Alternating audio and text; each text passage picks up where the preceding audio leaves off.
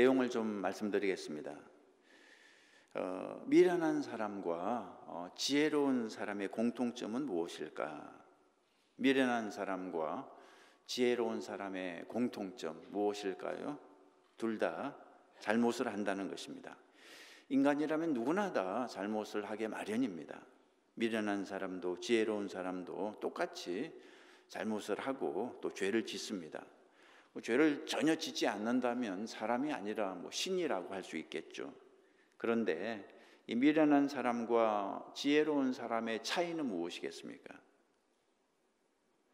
미련한 사람은 잘못을 반복한다는 것입니다. 한번 빠진 웅덩이에 계속해서 다시 빠지는 사람은 미련한 사람입니다. 그런데 지혜로운 사람은 그런 걸 반복하지는 않습니다. 웅덩이에 한 번은 빠지지만 그 웅덩이에 다시 빠지지는 않는 거죠. 그런데 이 사사기에 계속해서 반복되는 장면이 있습니다. 어떤 장면입니까? 이스라엘의 범죄와 그 다음에 하나님의 징계와 그리고 이스라엘의 회개와 그 다음에 하나님의 구원, 이 사이클이 계속해서 돌아가고 반복이 됩니다. 이스라엘의 범죄, 하나님의 징계, 그리고 이스라엘의 회개, 하나님의 구원, 그 다음에 또 다시 이스라엘의 범죄. 여호수아가 죽은 후에 약 400년 후에, 그때는 이제 마지막 사사 사무엘이 사울을 이스라엘 초대 왕으로 세울 때까지 이 사이클이 계속해서 반복이 됩니다. 이스라엘은 약 400년 동안 하나님을 계속해서 배반합니다. 또 계속해서 징계를 받고 또 계속해서 회개를 하고 또 계속해서 구원을 받습니다. 참 이게 미련한 백성이라고 할 수 있는 거죠. 그런데 이것이 남의 얘기가 아니라 우리의 얘기라는 게 문제죠. 우리가 계속해서 이 미련한 어리석은 사이클을 반복하고 있지 않습니까? 죄를 짓고 회개하고 구원해 주시고 용서해 주시고 다시 죄를 짓고 다시 징계받고. 여러분, 지난 시간에는 첫 번째 사사 누구였습니까? 온니엘. 이것도 성경 퀴즈 시험에 단골로 나옵니다. 첫 번째 사사는 누구입니까? 성령 충만해서 하나님의 영이 임해서 하나님께 쓰임 받았던 첫 번째 사사 온니엘입니다. 그 다음 두 번째 사사는 누구였습니까? 에훗이었습니다. 에훗은 왼손잡이, 오른손을 쓰지 못하는 그런 장애가 있는 에훗. 그리고 세 번째 사사는 삼갈이었습니다. 하나님께서 이 사사들을 통해서 이스라엘을 다시 구원해 주셨는데 참 여기서 끝났으면 얼마나 좋았겠습니까? 그런데 이 배반의 사이클이 다시 시작됩니다. 이스라엘의 범죄가 다시 시작됩니다. 사사 에훗이 죽자마자 또 삼갈이 죽자마자 이스라엘은 기다렸다는 듯이 또 하나님을 거역했습니다. 하나님을 배신하고 다시 가나안의 그 바알 우상을 숭배하기 시작한 거죠.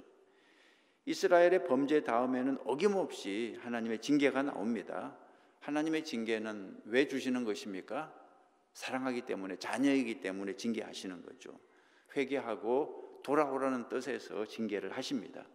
이번에는 누구를 통해 징계를 내리냐 하면 가나안 왕 누구입니까? 야빈으로 하여금 이스라엘을 공격하게 했습니다. 가나안 왕 야빈은 이스라엘을 정복하고 무려 20년 동안 지배했습니다. 이스라엘은 20년 동안 야빈의 통치 아래 고통을 당하다가 마침내 또 다시 회개하고 하나님을 찾았습니다. 하나님께 살려달라고, 제발 살려달라고 도움을 구했죠. 그러자 하나님은 참 속도 좋으신 분이십니다. 이번에도 하나님은 변함없이 그 이스라엘의 도움 요청을 또 들어주셨습니다. 자, 이스라엘을 구원하기 위해서 새로운 사사 구원자를 보내주셨는데, 자, 네 번째로 보낸 사사가 누구입니까? 드보라입니다. 남자가 아니라 여자인데 드보라였습니다. 드보라는 바락을 장군으로 세우고 스불론과 납달리 지파에서 뽑은 1만 명의 군대를 이끌고 전쟁을 했습니다. 이스라엘 군대는 형편없이 약했고 야빈의 군대는 엄청나게 강했지만 하나님께서 드보라와 함께 하셨기 때문에 야빈의 군대를 능히 이길 수 있었습니다. 드보라는 약 40년 동안 이스라엘을 잘 통치했습니다. 사사의 사명을 잘 감당했습니다. 드보라가 사살에 있는 동안 이스라엘은 하나님을 잘 섬겼고 나라도 평안했습니다. 내가 만난 말씀을 한번 찾아볼까요? 어떤 구절에 이런 마음이 닿았습니까? 어떤 구절에 밑줄을 쳐보셨습니까? 자, 첫째, 저는 드보라, 뭐니 해도 오늘의 주인공은 드보라죠. 드보라에 이렇게 동그라미를 쳐봤습니다. 드보라는 어떤 사람입니까? 오니엘, 에훗, 삼갈 다음에 등장한 사사인데, 드보라는 여자 사사인데, 여러분 드보라 이름의 뜻이 무엇인지 아십니까? 드보라 이름의 뜻이 꿀벌이라는 뜻입니다. 꿀벌. 왜 꿀벌이라는 이름을 가지고 있을까? 여기에는 의미가 있습니다. 그 프랜시스 베이컨은 사람을 세 종류로 분류를 했는데요. 첫째, 거미와 같은 사람. 두 번째, 개미와 같은 사람. 세 번째, 꿀벌과 같은 사람. 이렇게 분류를 했는데 첫 번째 이 거미와 같은 사람은 어떤 사람입니까? 거미와 같은 사람은 다른 사람에게 피해를 주는 사람입니다. 거미가 하는 일은 그 거미줄을 쳐놓고 거기에 미끼가 걸리면 잡아먹는 거죠. 다른 사람을 함정을 파고 해치는 사람이 바로 거미와 같은 사람이죠. 이 세상에는 거미처럼 다른 사람에게 피해를 주는 사람들이 많이 있습니다. 거짓말하고 사기치고 도둑질하고 그런 사람들이 있습니다. 두 번째는 개미와 같은 사람이 있습니다. 열심히 일을 하죠. 부지런합니다. 근데 문제는 자기밖에 모르죠. 다른 사람을 도울 줄 모르고 나누어 줄 줄 모르고 남에게 해는 끼치지 않지만 그렇다고 남을 도울 줄도 모르죠. 세 번째가 꿀벌과 같은 사람이 있다는 거죠. 꿀벌도 개미처럼 열심히 일을 하는데 하루에 수백 마일 이곳 저곳 날아다니면서 꿀을 모으는데 그 과정에서 꽃에게 도움을 주는 거죠. 꽃이 수정을 할 수 있도록 도와주는 거죠. 그리고 꿀벌은 또 애써 자기가 모은 꿀을 자기가 다 먹지 않고 또 사람에게 주죠. 그래서 꿀벌은 남에게 도움을 주는 사람을 상징합니다. 드보라가 바로 그 이름의 뜻이 꿀벌인데 남에게 도움을 주는 사람이었습니다. 자기도 열심히 살았고 또 이스라엘 민족에게 큰 유익을 끼쳤던 사람이었습니다.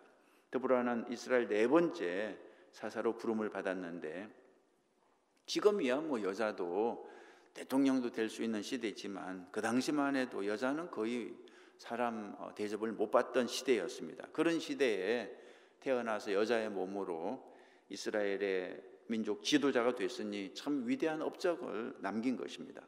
성경에서 여자도 훌륭한 지도자가 될 수 있다는 것을 최초로 보여준 인물이죠. 그리고 하나님의 일을 하는 데는 남녀 차별이 없다는 것을 드보라가 보여주었습니다. 자, 이 드보라의 리더십을 한번 좀 생각을 해보겠습니다. 드보라의 리더십, 이 드보라에게 배우는 리더십이 몇 가지 있는데 적어도 세 가지 리더십을 배울 수 있습니다. 첫 번째, 세움의 리더십을 배울 수 있습니다.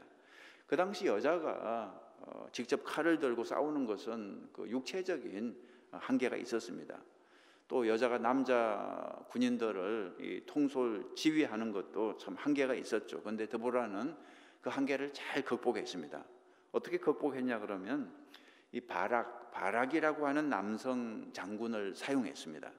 이 바락 장군을 총사령관으로 임명하고 그를 앞장 세워서 군대를 지휘하게 했습니다. 드보라가 자기가 혼자서 다 하지 않고 이 바락 장군을 세운 것처럼 그 세움의 리더십을 우리가 배울 수 있습니다. 혼자 하려고 하지 않고 사람을 세워서 함께하는 그런 리더십을 우리 바락에게 배울 수 있습니다. 참 혼자 하는 것도 좋지만 근데 참 힘이 들죠. 그리고 혼자 하면 또 잘하지도 못하죠. 혼자 하는 게 좋지만 그렇지만 더 좋은 것은 다른 사람을 세워서 그 사람으로 하여금 또 앞장을 서게 하는 이 세움의 리더십, 이것을 드보라에게 배울 수 있습니다. 두 번째 드보라에게 배우는 리더십은 격려의 리더십입니다.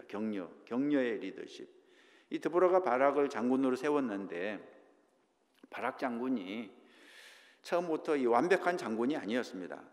가나안 왕 야빈을 상대로 좀 담대하게 싸울 수 있는 그런 인물이 못 됐습니다.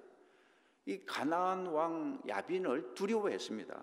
드보라가 명령하길 나가서 야빈과 싸우라고 했는데 바락이 겁을 냈어요. 여러분 8절을 보시겠습니까? 8절 보시면 바락이 그에게 이르되 뭐라고 얘기를 합니까?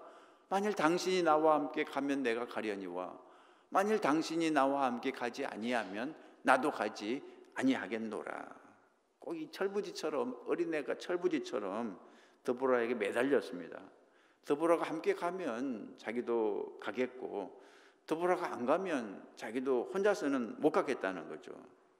이 야빈의 장군 시스라가 이끄는 그 철병거가 있었습니다. 철병거, 뭐 요즘식으로 이야기하면 뭐 탱크와 같은 거죠. 천하무적이라서 바락은 이길 자신이 없었습니다. 그래서 혼자서는 절대 못 가겠다고 말을 했던 거죠. 자, 거벌레는 바락을 드보라가 어떻게 했습니까? 네가 그러고도 남자냐? 이렇게 꾸짖었습니까? 그렇지 않습니다. 격려했습니다. 격려했습니다. 14절 보시면 14절 드보라가 바락에게 이르되 일어나라. 이는 여호와께서 시스라를 내 손에 넘겨주신 날이라. 여호와께서 너의 앞서 나가지 아니하시느냐 하는지라. 이에 바락이 10,000명을 거느리고 다볼산에서 내려가니 그랬습니다. 드보라가 바락을 격려했습니다. 하나님이 함께 하신다고. 하나님이 시스라를 너의 손에 넘겨줄 것이라고. 그리고 나도 함께 갈 것이라고. 너 혼자 가는 것이 아니라 하나님도 함께 가고 나도 가고 그러니까 걱정하지 말고 담대하게 나가라. 이 바락은 드보라의 이런 격려에 힘입어서 전쟁에 나갔다는 거죠. 우리가 이 드보라에게 격려의 리더십을 배웁니다. 그냥 무조건 꾸짖고 혼내는 것이 아니라 책망만 하는 것이 아니라 격려하면서 할 수 있다고, 하나님이 도우실 것이라고, 나도 함께 할 것이라고 이렇게 격려를 했다는 거죠. 세 번째 드보라에게 배우는 리더십은 협력입니다. 협력의 리더십. 드보라는 이스라엘 지파들의 힘을 하나로 묶었습니다. 오늘 성경 6절을 보면 이렇게 기록되어 있습니다. 6절 드보라가 사람을 보내어 아비노함의 아들 바락을 납달리 게데스에서 불러다가 그에게 이르되 이스라엘의 하나님 여호와께서 이같이 명령하지 아니하셨느냐? 너는 납달리 자손과 스불론 자손 10,000명을 거느리고 다볼산으로 가라 그랬습니다. 납달리 자손과 스불론 자손 10,000명을 거느리고 가라고 그랬는데 이 말은 드보라가 이미 10,000명을 준비해 놓았다는 뜻입니다. 어떻게 해서 드보라가 군사 10,000명을 준비해 놓았을까요? 이게 뭐 저절로 된 게 아닙니다. 자진해서 그 군사들이 온 게 아니죠. 드보라가 여러 지파들을 다니면서 협력을 구한 것입니다. 드보라의 그 간절한 설득에 힘입어서 여러 지파가 마음문을 열고 협력을 해준 거죠. 에브라임, 베냐민, 므낫세, 스불론, 이사갈, 납달리 등 이 6지파가 돕기로 그렇게 약속을 했습니다.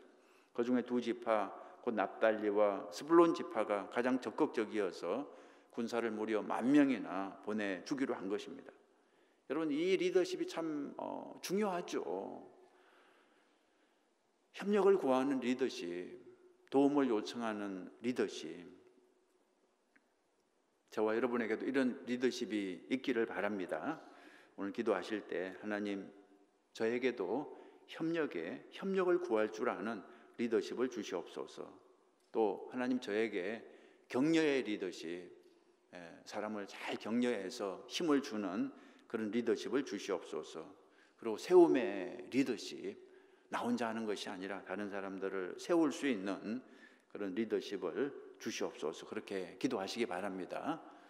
그리고 또 우리 교회 리더들을 위해서 기도할 때도 하나님 그런 리더십을 주시옵소서 하고 기도하시기 바랍니다. 자, 내가 만난 말씀 또 찾아보죠. 저는 오늘 성경에 첫 번째는 드보라의 밑줄을 쳐봤고, 두 번째는 따라 올라가고, 여기 밑줄을 쳐봤습니다. 따라 올라가고. 10절을 보니까 그런 문장이 나와요. 10절 바락이 스불론과 납달레를 게데스로 부르니 10,000인이 그를 따라 올라가고 드보라도 그와 함께 올라가니라. 저는 여기 따라 올라가고 여기 밑줄을 한번 쳐봤습니다. 여러분, 리더만 중요한 것이 아니라 팔로워도 중요한 거죠. 그죠? 리더 혼자서 무슨 일을 할 수 있겠습니까? 따라서 올라가는 사람이 없으면 아무도 할 수 없습니다. 드보라의 리더십도 훌륭하지만 이 백성들의 순종도 훌륭하다는 것입니다. 아무리 리더가 훌륭해도 백성들이 따라주지 않으면 아무 소용이 없죠. 바락 장군과 백성들이 지도자 드보라의 말에 순종해서 싸움터에 나갔다는 거죠. 이 바락 장군과 백성들은 드보라를 하나님이 세워주신 지도자로 믿었습니다. 그리고 그 지도자의 말에 순종했습니다. 참 쉽지 않죠. 남자가 아니라 여자인데, 그 당시 여자인데, 그럼에도 불구하고 하나님이 세워주신 지도자로 믿고 순종했다는 거죠. 그 결과 가나안 왕 야빈을 물리치고 승리할 수 있었습니다. 여러분, 야고보서를 보면 행함이 있는 믿음이 살아있는 믿음이라 그랬습니다. 믿음은 행함까지 포함하는 것입니다. 믿음은 순종까지 포함하는 것입니다. 순종이 없으면 온전한 믿음이 아닙니다. 귀로만 듣고 끝나는 믿음은 온전한 믿음이 아닙니다. 몸으로 순종하는 믿음이 온전한 믿음이 있죠. 저와 여러분은 온전한 믿음, 순종까지 가는 그런 믿음을 가질 수 있기를 주님의 이름으로 축원합니다. 자, 하나님, 내가 만난 하나님 한번 찾아보죠. 오늘 성경에 나오는 하나님은 어떤 분이십니까? 어떤 하나님을 찾을 수 있으세요? 저는 오늘 성경에서 차별하지 않는 하나님을 만날 수 있었습니다. 차별하지 않는 하나님. 하나님은 남자와 여자를 차별하지 않는구나, 이런 것을 알 수 있습니다. 남자도 지도자가 될 수 있고 여자도 지도자가 될 수 있는 거죠. 자, 하나님은 남자와 여자를 구별하십니다. 구별하고 차별은 다르죠. 구별은 하나님이 다르게 창조하셨다는 거죠. 기능이 다르죠. 머리의 기능이 다르고, 가슴의 기능, 심장의 기능이 다르고, 팔, 다리의 기능이 다르죠. 비유를 한다면 남자를 머리에 성경이 비유를 하죠. 남자는 머리다. 여자는 어떤 심장에 비유를 할 수 있습니다. 어떤 것이 더 중요하냐 이렇게 물으면 할 말이 없습니다. 여러분, 머리가 더 중요하세요? 심장이 더 중요하세요? 똑같이 중요하죠. 머리가 없어도 못 살고 심장이 없어도 못 살죠. 그러니까 중요한 문제가 아니라 이건 기능의 문제입니다. 기능의 문제. 남자와 여자는 동등하지만 기능이 다르다 그랬습니다. 남자는 머리로 하나님이 만들어 주셨고 여자는 심장으로 만들어 주셨다, 이렇게 말할 수 있습니다. 분명히 구조가 달라요. 남자와 여자는 육체의 구조도 다르고, 여자는 아이를 출산할 수 있는 구조고, 남자는 좀 무거운 것을 들 수 있는, 힘든 일을 할 수 있는 구조죠. 몸의 구조가 다르고 또 마음의 구조도 다르더라고요. 그죠? 결혼을 해보니까 참 다르다, 그런 것을 새삼 느꼈어요. 결혼하기 전에는 몰랐습니다. 솔직히 남자 여자 똑같이 똑같은 마음 가지고 있지 생각했는데 다르더라고요. 전혀 다르더라고요. 하나님이 다르게 창조하셨구나. 몸도 다르게 창조하시고 마음도 다르게 창조하시고, 그렇지만 다르다고 해서 어떤 것이 우월하고 어떤 것이 열등하고 그런 뜻은 전혀 아닙니다. 차별해서는 안 됩니다. 여러분, 심장이 머리에게 복종하고 또 머리는 심장을 위해서 자기 목숨을 바쳐야 되는데 어떤 것이 더 우월하다 말할 수 없습니다. 서로 다른 것을 인정하고 존중해야 한다. 이것이 하나님의 뜻인 것을 믿으시기 바랍니다. 자, 두 번째로, 전쟁은 하나님께 속한 것이다, 이런 것을 알 수 있습니다. 하나님이 전쟁의 주인이시라는 거죠. 여러분, 7절에 이런 말이 있습니다. 내가 그를 내 손에 넘겨주리라, 이런 구절이 있습니다. 7절 한번 쭉 보죠. 내가 야빈의 군대 장관 시스라와 그의 병거들과 그의 무리를 기손강으로 이끌어 내게 이르게 하고 그를 내 손에 넘겨주리라 그랬습니다. 내가 그를 내 손에 넘겨주리라. 전쟁은 누구에게 속한 것입니까? 하나님께 속한 것입니다. 그러니까 나는 약하고 적군은 강해도 이길 수 있습니다. 왜냐하면 전쟁이 누구에게 속한 것입니까? 하나님께 속한 것이니까. 하나님이 넘겨주시면 얼마든지 이길 수 있는 것입니다. 그러니까 군사가 문제가 아닙니다.